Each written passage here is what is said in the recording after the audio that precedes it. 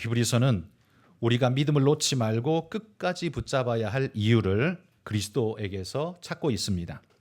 그리고 그분에게서 찾아야 하는 이유는 하늘 성소의 큰 대제사장으로서 우리를 위한 영원한 제사를 완성하신 분이기 때문에 오직 그분을 통해 구원이 이루어지기 때문에 그렇습니다. 그런 분을 우리가 만약 버리고 다른 데로 간다면, 율법으로 가거나 로마로 가거나 간다면 어떻게 될까요? 그분이 이루어 주시는 그 구원이 그와는 아무 상관없는 것이 되고 말 것입니다. 그러니 구원을 발로 차는 행위가 될 것이니 이야말로 히브리서가 가장 경계하고 있는 말씀이죠. 히브리서는 바로 그런 논리를 율법과 성막 제사라는 이 근거를 통해서, 성경에 나오는 이 근거를 통해서 영원한 속죄를 설명했습니다. 눈에 보이는 이 성막의 율법 제사는 진짜는 아니고 모형에 지나지 않지만, 그러기에 우리는 모형이 아닌 원형에 집중할 것을 그는 당부하면서 이 히브리서의 말씀을 끌고 가고 있는 겁니다.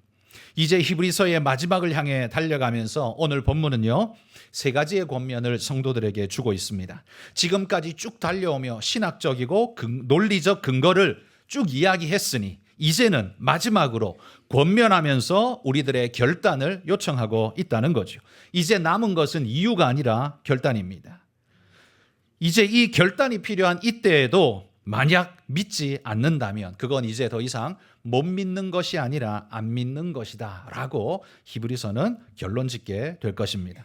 여러분, 오늘 우리에게 주시는 권면하시는 세 가지의 권면, 우리 마음에 새기면서 여러분도 결단하며 살아가는 오늘의 삶들이 되시기를 바랍니다.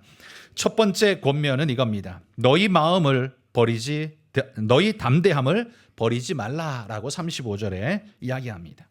지금 이 히브리서를 받아 읽고 있는 사람들의 상황은 제가 서론 때 말씀드린 것처럼 네로 황제와 로마의 박해 때문에 심각한 고통과 아픔 속에 있는 이들이었습니다. 그래서 지금 목숨이 경각에 달려있는 이 두려움의 상황이기 때문에 인간 본성적으로 삶을 찾아서 몸이 따라갈 수밖에 없는 거죠. 그런 그들에게 히브리서가 권면하는 겁니다. 이 고통스러운 현실에서도 믿음의 담대함을 절대로 버리지 마십시오 라고 이렇게 당부합니다. 왜일까요? 왜냐하면 잠깐 후면 오실 리가 올 것이기 때문입니다. 이렇게 말합니다. 지금 박해의 이 현실이 너무 고통스럽고 괴로운 것은 사실이지만 잠깐 후면 오실 리, 바로 우리 하나님께서 역사의 모든 것을 마무리하고 오시게 될 터인데, 그때에 우리가 하나님을 버리고 배교한 모습으로, 딴 데가 있는 모습으로 그렇게 하나님을 맞이해서 되겠습니까? 지금 이 말을 하는 거죠. 지금이 힘들다고 생명을 버리겠습니까? 지금 이 말을 하고 있는 겁니다. 그러면 오실 그 이가 누구실까요? 자, 히브리서 10장 20절 한번 읽어봅시다. 그 길은 우리를 위하여 휘장 가운데로 열어놓으신 새로운 살 길이요, 휘장은 곧 그의 육체니라. 오실 그분은요, 당신의 육체로 휘장 가운데 생명의 길을 내어주신 분이래요. 예수님이 십자가에 달려 운명하실 때 휘장이 위에서부터 아래로 쭉 찢어져서 우리로 하여금 이젠 가로막힌 것이 없는 하나님께 나아갈 길을 열어주시니 그분이 누구십니까? 바로 예수 그리스도십니다. 여러분, 우리가 하나님께 나아갈 수 있는 건 우리가 착해서 그런 것은 아닙니다. 누차 강조하지만 착한 것은 하나님을 닮은 그리스도인의 마땅한 성품이어야 한 것은 분명한 사실입니다. 그러나 착한 그것으로 구원을 받을 수 있느냐? 그건 불가능하단 말이에요. 왜냐하면 여러분, 우리가 착하다고 말하는 건 다른 사람과 상대적인 비교 속에서 착한 것이지 본질적으로 착한 것은 아닙니다. 본질적으로 지극히 착한 분은 하나님밖에 없습니다. 우리가 마지막 심판 때에 그 하나님 앞에 갔을 때 우리의 착함을 근거로 하나님 앞에 구원받고자 한다면 하나님은 아마 이렇게 말하실 겁니다. 너의 깨끗함을 나한테 한번 보여봐라. 그리고 나와 비교해보자. 여러분, 그때 하나님 앞에 비교될 수 있는 존재가 있을까요? 자기가 다른 인생에 비해서는 착했지만 그러나 하나님 앞에서는 오히려 악함만 드러나는 그런 존재일 뿐일 것입니다. 여러분, 우리의 구원은요, 결코 착함에 기인할 수가 없습니다. 우리는 불완전한 존재니까요. 주님이 하나님께로 나아갈 수 있는 이 생명의 길을 열어주셨기에 우리가 하나님께 갈 수 있는 것이지 다른 어떤 걸로 갈 수 있는 그런 능력 우리에게 없다는 말이에요. 그런데 여기 35절에 이렇게 말했어요. 너희 담대함을 버리지 말라라고 이렇게 말하는데요. 여러분, 여기 우리는 질문이 하나 듭니다. 뭐냐 하면 하나님은 사랑이신데 왜 그분께 나아가는데 담대함이 필요하지? 그냥 가면 되는 거 아닌가? 사랑의 하나님께 가는데 무슨 담대함이 필요하지? 라는 생각을 하실 겁니다. 여러분, 왜 담대함이 필요할까요? 그건 마음의 두려움이나 걸림이 있기 때문에 우리에게 담대함이 요구되는데요. 그 이유는 우리가 죄인이기 때문입니다. 그리고 죄인이 하나님을 뵈면 그 자리에서 죽을 수밖에 없다고 성경은 분명히 말합니다. 마치 어두움이 존재하지만 그것이 어둠을 들고 빛 가운데로 나아가면 어떻게 됩니까? 어두움은 사라지고 소멸되는 것과 마찬가지입니다. 쇳덩어리인 우리가 하나님 앞에 나아가서 존재할 수가 없습니다. 왜? 하나님은 거룩하고 의로우신 분이기 때문에 죄를 절대로 용납하지 않기 때문에 우리는 그분 앞에 결코 설 수 없는 존재라는 말이에요. 그러나 그런 우리라 할지라도 구원을 얻어야 하는 필요성은 우리에게 절절한 존재 아닙니까? 그래서 하나님께서 인생에게 구원의 통로의 길을 하나 열어주셨는데 그게 뭐냐면 대제사장을 통해서 나 앞으로 나와서 속죄함을 받으라라는 이야기였습니다. 그런데 그 또한 하나님께 나아가려고 하니 이 대제사장도요 죄인이지 않습니까? 그러니까 이 죄인인 대제사장이 하나님 앞에 나아가는 것 또한 두려운 거예요. 왜 두려울까요? 왜냐하면 대제사장이 하나님 앞에 나아갈 수 있게 하기는 하셨지만 1년에 한 번 지성소에 들어올 수 있다라고 하셨지만 조건이 있었습니다. 죄를 씻고 들어오라는 거였습니다. 죄를 가지고는 내 앞에 올 수 없다. 대제사장이라 할지라도 이게 하나님의 명령이라는 거죠. 그러니까 대제사장은 지성소에 들어가기 전에 뭘 해야 돼요? 자기 죄를 씻어야 돼요. 그런데 문제는 내가 내 죄를 씻는데 생각나는 죄는 그나마라도 씻을 수 있겠는데 왜? 속죄 제사를 드리고 내 죄를 고백함으로 씻을 수 있겠는데 문제는 내가 기억이 안 나고 내가 지었는데 그냥 스쳐 지나가 버리고 그런 죄가 여전히 내 안에 있다면 어떻게 될까요? 나는 괜찮다고 생각하고 들어갔는데 하나님은 너 잊어버렸는지 모르지만 나는 잊어버리지 않았어. 너는 그 죄에 대해서 대가를 치러야 돼 라고 한다면 어떻게 될까요? 지성소 안에서 대제사장은 죽을 수밖에 없다는 겁니다. 그러니까 여러분 대제사장도요 지성소 들어가는 게 룰루랄라 노래 부르면서 들어갈 수 있는 게 절대 아니라는 말입니다. 아마도 대속죄일에 지성소에 딱 하루 들어갈 수 있는데 그날 전날 저녁에 대제사장은 아마 밤잠을 설쳐야 했을 겁니다. 야, 내일 내가 들어갔다 죽으면 어떡하지? 나는 나름대로 속죄했다고 생각을 했는데 내가 속죄하지 못한 죄가 나한테 남아 있어서 지성소에 들어가는 순간 하나님 앞에서 내가 죽임당하면 어떡하지? 아마 대제사장은 모두가 다 그 마음으로 떨었을 겁니다. 그럼 뭐 안 들어가지 안 들어갈 수 있나요? 그 대제사장이 안 들어가면 백성들이 구원을 못 얻는데요.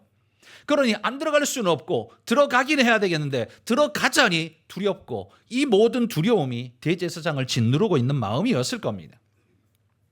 그러므로 여러분 대제사장도 대속죄일에 지성소에 들어갈 때는요 목숨을 걸어야만 했습니다. 그러니 담력이 당연히 필요하죠. 얼마나 떨리고 힘들었으면 이런 표현을 사용하고 있겠습니까? 그런데 우리는 어떻습니까? 이제 우리는 예수 그리스도께서 그분의 휘장 아래로 길을 내시고 우리로 하여금 거기를 따라오라. 너희가 나를 따라오면 갈 수 있다고 하나님이 길을 내어주셨으니 이 얼마나 엄청난 일입니까? 그 휘장 안으로 들어갈 담력을 얻었나니 이런 표현을 씁니다. 여기 담력을 얻었다는 말은 간이 커졌다는 말을 하는 게 아닙니다. 간 커졌다는 말을 하는 게 아니라 우리가 그런 보장을 받았다. 하나님으로부터 그 보장을 받았다. 바로 이 말을 하는 거예요. 우리는 송아지와 염소의 피로 속죄제를 드린 게 아니라 가장 완벽하신 예수 그리스도의 그 피로 영원한 속죄, 남김없이 속죄를 드렸기 때문에 그분의 피를 의지하면 우리는 얼마든지 들어갈 수 있다는 것이 그게 바로 성경의 보증이라는 말이에요. 그게 하나님의 약속입니다. 우리는 예수님 때문에 이 담력을 얻을 수 있습니다. 그래서 예수님 안에서는요, 그래, 들어가도 되겠다. 들어갈 수 있다라고 담대한 마음을 가져도 된다고 말하는 거예요. 왜냐하면 그분 예수 그리스도가 우리의 큰 대제사장이 되셨기 때문입니다. 히브리서 10장 21절 읽어봅시다. 또 하나님의 집 다스리는 큰 제사장이 계시매. 여러분, 우리에게는요 하나님의 집을 다스리는 큰 대제사장 예수님이 계십니다. 대제사장들은 백성의 죄를 속하러 하나님 앞에 나아가 주는 중매자였죠. 물론 대제사장이 죄를 속하는 거 아닙니다. 속해 주시는 하나님께 나아가서 속죄를 받아서 백성에게 전달해 주는 자, 그게 대제사장이지 대제사장이 속죄해 주는 건 절대로 아닙니다. 그런 능력도 그런 자격도 전혀 없습니다. 대제사장, 그럼에도 불구하고 이 대제사장이 없으면 이 백성들은 어떻게 될까요? 백성들은 지성소 못 들어가죠. 하나님 앞에 속죄 받을 직접 나아갈 길이 없죠. 그러면 대속이 불가하겠죠. 그래서 이 백성들에겐 대제사장이 절대적으로 필요한 겁니다. 대제사장의 존재는요 대속을 위한 절대적 필요 존재라는 말이죠. 그런데 우리에게도 대제사장이 있어요. 어떤 대제사장요? 예수 그리스도, 영원한 대제사장.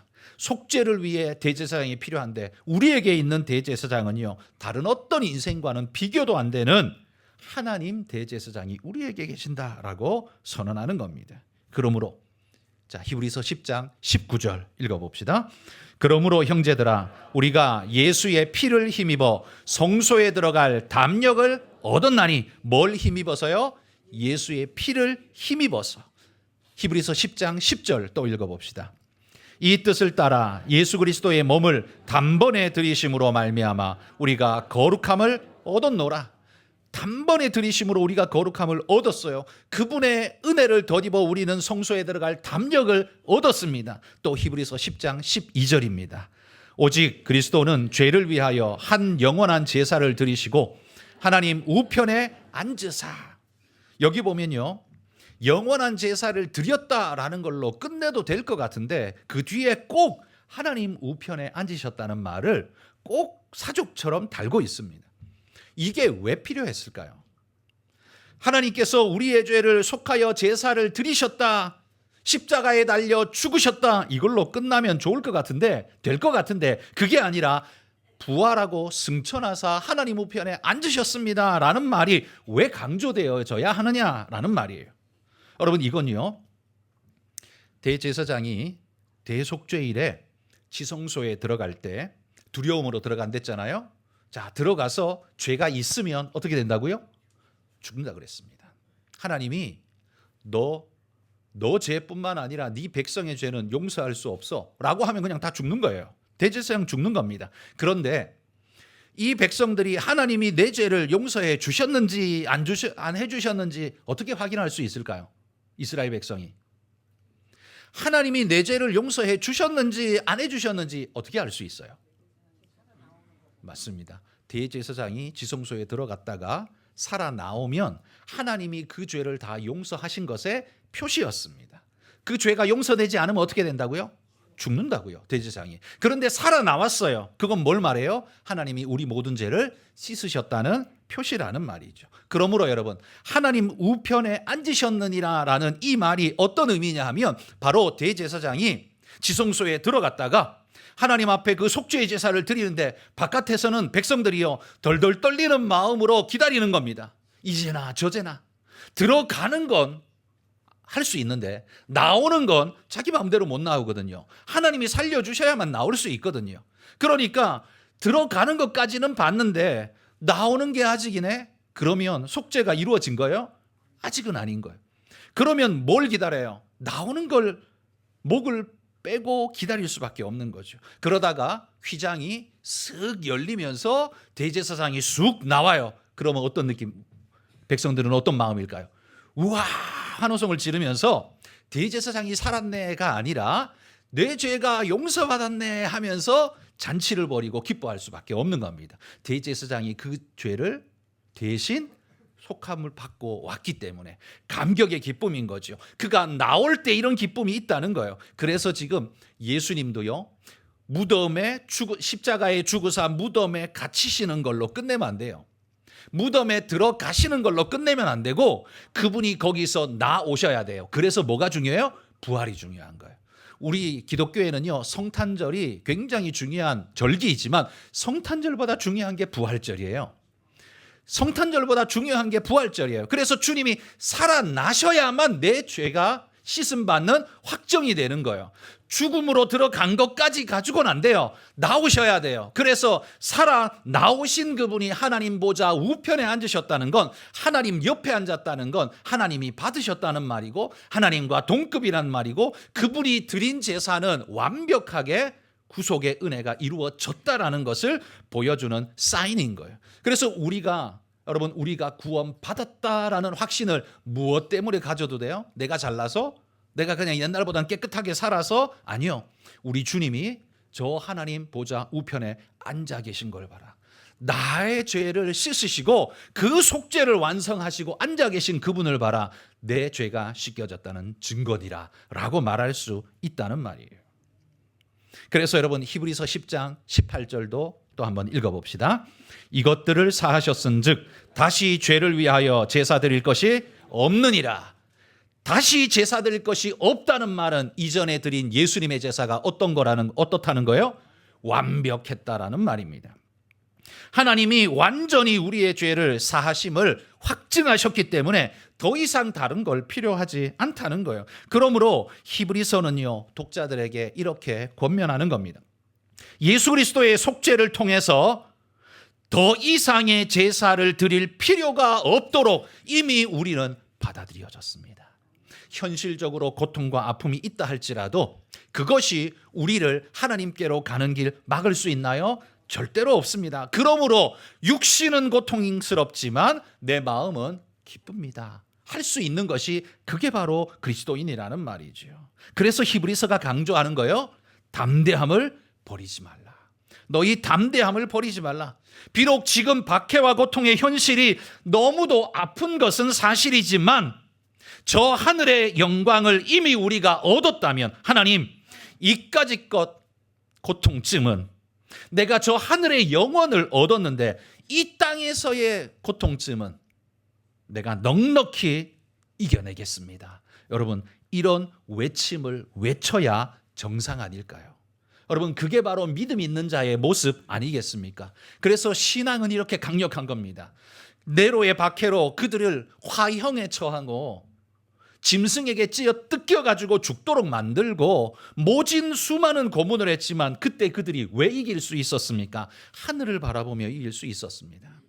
하나님이 날 위해 이루어 주신 그 하늘의 영광과 구원은 이 육신의 고통 같은 것으로는 절대로 없이 할 수 없습니다. 이 믿음이 있기 때문에 그 고통을 이겨낸 거예요.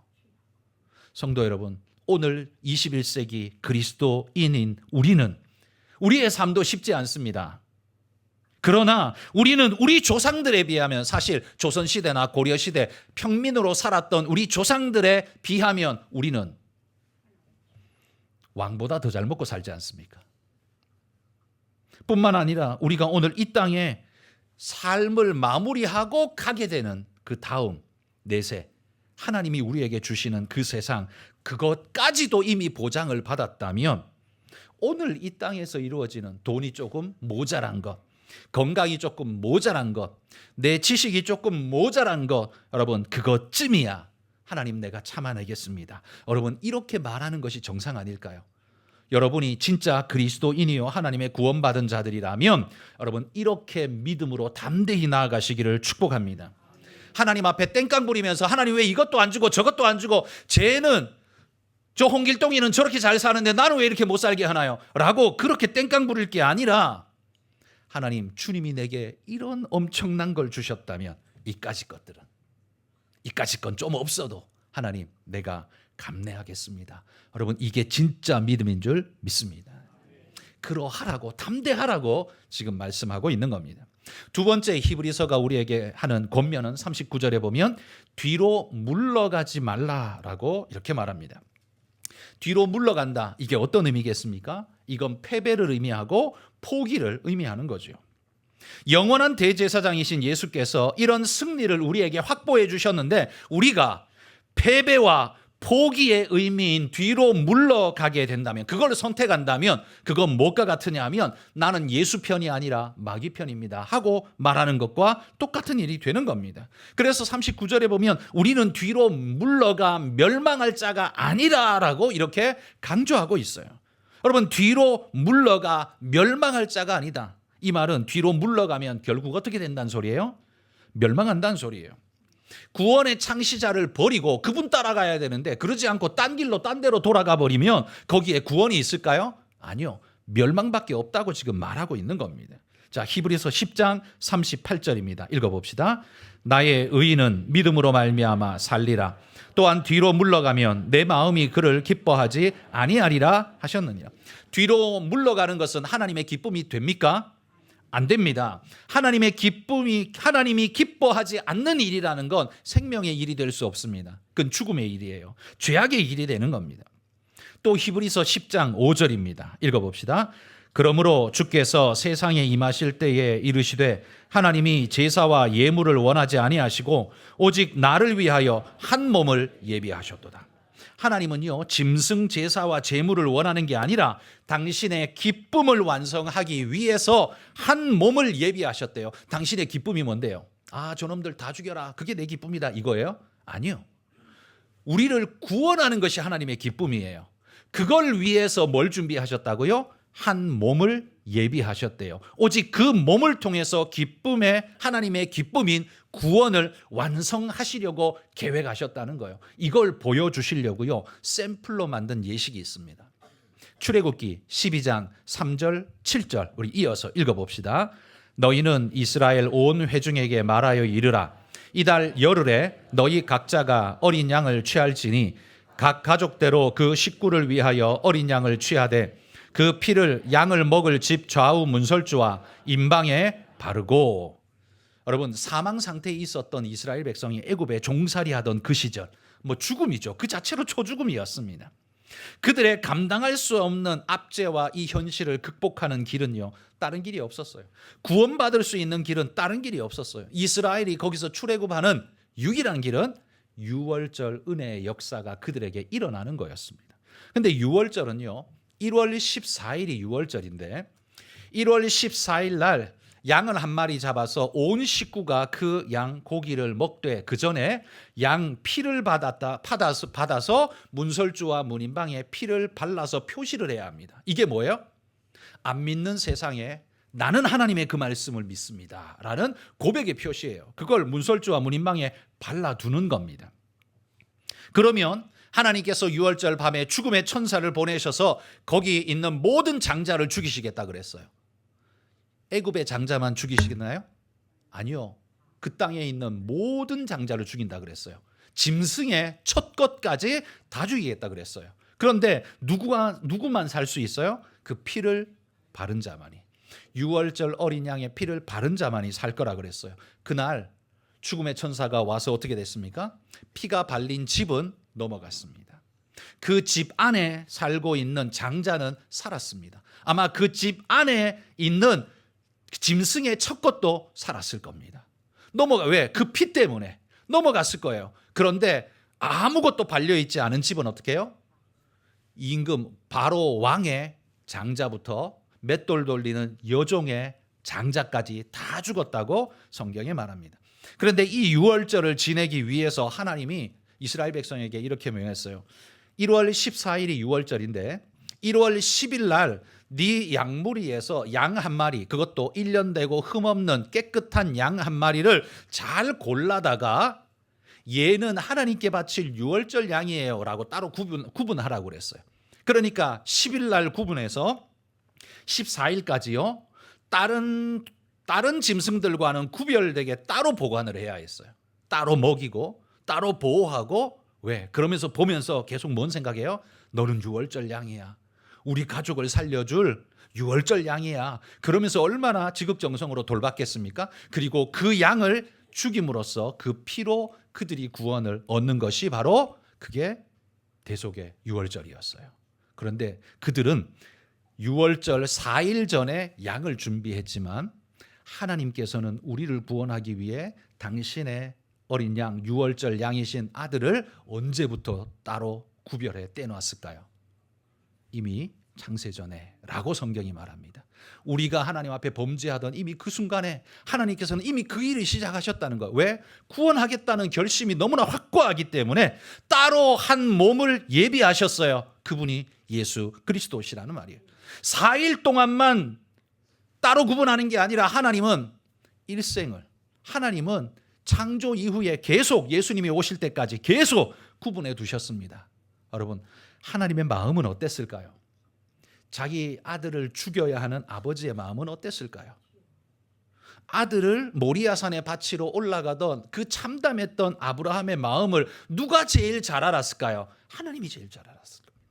그러면서 네 아들 살리면서 수양 뿔에 걸려 있는 그 숯불에 걸려 있는 그 수양을 준비해 놓으시고는 그 양을 대신 바쳐라라고 했을 때 하나님은 그 아브라함 보며 아브라함은 안도의 한숨을 쉬었겠지만 하나님은 뭐라 그랬을까요?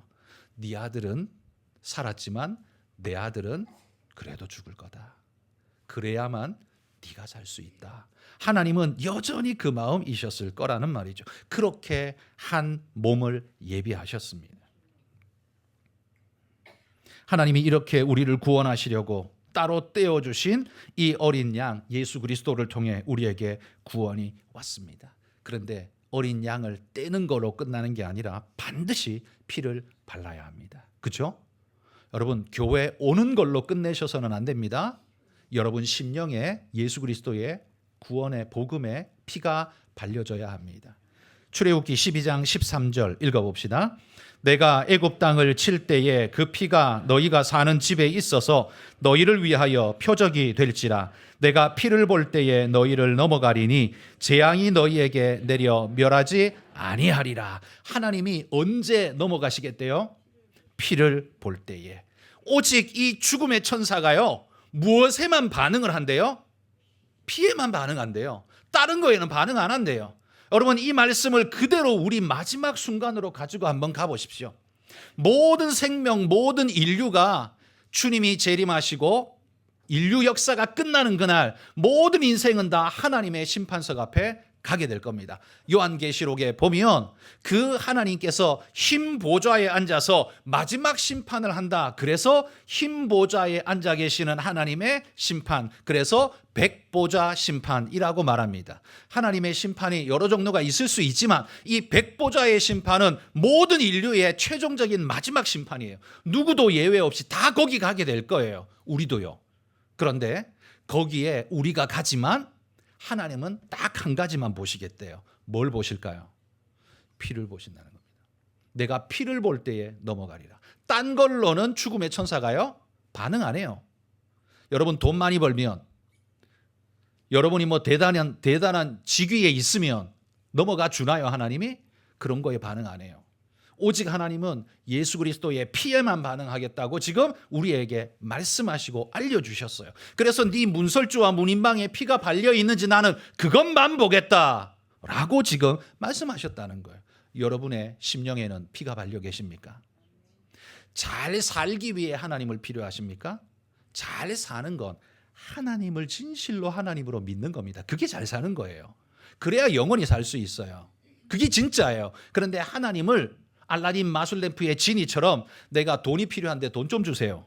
하나님, 진급이 필요한데 진급을 주세요. 내 자식이 대학 가야 되는데 합격을 주세요. 여러분, 그건 여러분 삶의 생명이 아닙니다. 도움은 되겠지만, 이 땅에서 도움은 되겠지만 그건 생명 아닙니다. 우리의 진짜 생명은 하나님의 백보자 심판석 앞에 가서 그 죽음의 천사가 지나갈 거냐 말 거냐, 이 마지막 순간의 엄중함 앞에 오직 하나님은 그 피만 보겠다라고 지금 말씀하고 있다는 겁니다. 여러분에게 다시 한번 묻습니다. 하나님의 백보자 심판석 앞에 여러분은 모면할 다른 방법이 있으십니까? 여러분이 직급이 높고 뭐 대단한 명예를 가지고 있으면 피할 수 있습니까? 아니요. 그건 우리의 대답이 아닙니다. 그래서 히브리서 10장 5절 아까 읽었던 말씀에 나를 위하여 한 몸을 예비하셨도다라고 히브리서가 노래했습니다. 이게 바로 우리의 노래라는 겁니다. 이게 우리의 해답이에요. 하나님, 나를 위해 당신께서 한 몸을 예비하지 않으셨습니까? 나는 그분의 피로 문설주와 문인방에 바른 하나님의 백성입니다 라고 부를 때 오직 죽음의 천사는 넘어가게 될 거라는 말입니다. 다른 방법이 결코 없다는 걸 히브리서 10장 6절에서는 이렇게 말합니다. 읽어봅시다. 번제와 속죄제는 기뻐하지 아니하시나니. 번제와 속죄제가 뭡니까? 짐승의 제사, 하나님의 율법을 따르는 제사이긴 한데요. 그런데 하나님 그거 기뻐 안 한대요. 이 말은 다 의미 없다라는 말이 아니라요. 하나님이 진짜 마음 두고 있는 제사는 짐승의 제사가 아니라 예수 그리스도의 제사라는 말이에요. 그분의 제사가 아니면 하나님 기뻐하게 못한다라는 말입니다. 그러므로 성도 여러분, 여러분이 무엇을 하고 싶고 무엇이 필요하고 간에 그것에 대한 열심을 다할지라도 절대로 뒤로 물러가 멸망에 거할 자가 되지 마시기를 축복합니다. 이 믿음보다 더 소중한 거 없습니다. 그 믿음 붙잡고 결국의 승리가 여러분의 것이 되도록. 그래서 이 땅에서 그것쯤이야 하나님, 나는 낙심하지 않습니다. 실망하지 않습니다. 내가 이 파도를 밟고 주님께 나아가겠습니다. 할 수 있는 진짜 믿음의 사람들이 되시기를 축복합니다. 마지막 세 번째 권면은요, 11장 1절에 믿음은 바라는 것들의 실상이요 보이지 않는 것들의 증거라고 말합니다. 우리의 영원한 바람은요, 보이지도 잡히지도 않는 것이지만 그것이 보이지도 잡히지도 않는데 그게 있다고 어떻게 보증할 수가 있어요? 어떻게 증명할 수가 있어요? 그 증명하는 것이 뭐라고요? 너희의 믿음이니라 라고 말합니다. 내가 믿고 있는 이 믿음이 하나님의 살아계심의 증거래요. 그걸 보여줄 수 있는 사람이 증인이라고 부르는 것 아닙니까? 그러므로 여러분, 믿는 자는요, 내가 믿을 수 있게 하나님 뭘 좀 보여주십시오, 그렇게 말하는 사람 아닙니다. 그렇게 말하는 사람 아니에요. 진짜 그리스도인은 뭐냐 하면 당신의 믿음으로 하나님의 역사, 하나님의 살아계심을 증명하라라고 말한 그 성경 말씀에 하나님 나는 아멘이라고 외치고 달려가겠습니다, 이렇게 말하는 게 그리스도인이란 말이에요. 다시 말해서 그리스도인이란 증거를 찾는 자가 아니라 증인 자체입니다. 증거를 찾는 자가 아니라 증인이 되는 겁니다.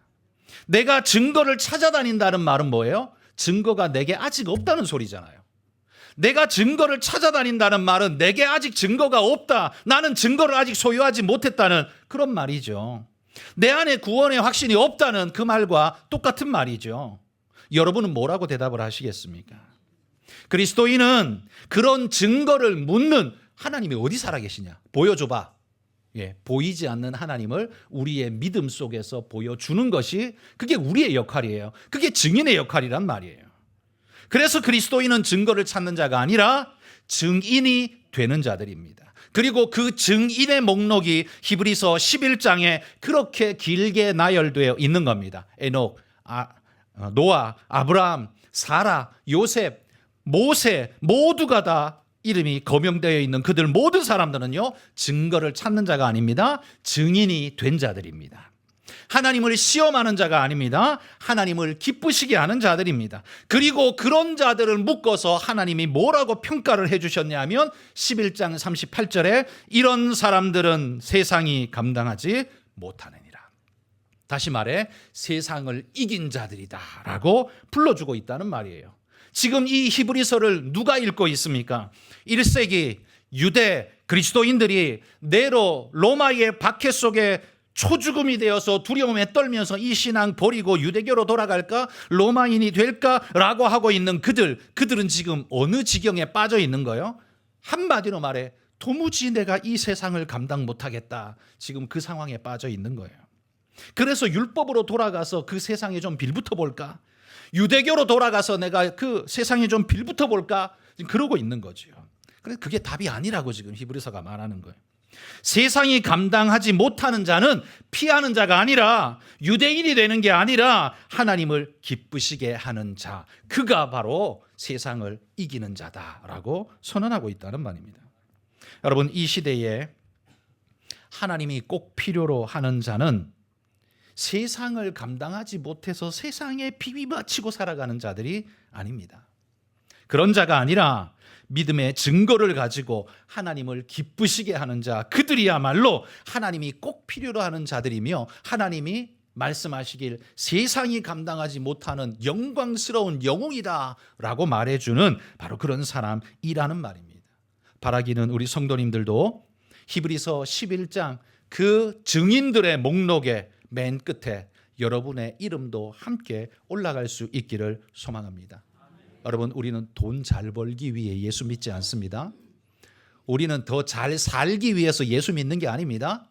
병 안 걸리고 남들 다 병 걸릴 때 나는 좀 피해가고, 하나님 남들은 다 어디 뭐 얻어맞아서 깨질 때 나는 그거 좀 피해가게, 그래서 예수 믿는 것 아닙니다.